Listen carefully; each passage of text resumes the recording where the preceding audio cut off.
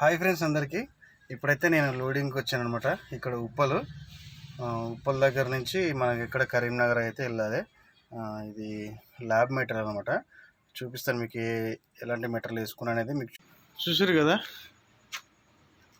ఇదే లోడ్ అనమాట. దీంతోపాటు ఇంకోటి కూడా ఉంది, సేమ్ రెండు అనమాట. రెండు ల్యాబ్ మెటీరియల్ అవి, రెండు ఫ్రిడ్జ్ టైప్ ఉంటాయి అనమాట. అవి ఈ రెండు అయితే కరీంనగర్ అయితే తీసుకెళ్ళాలి.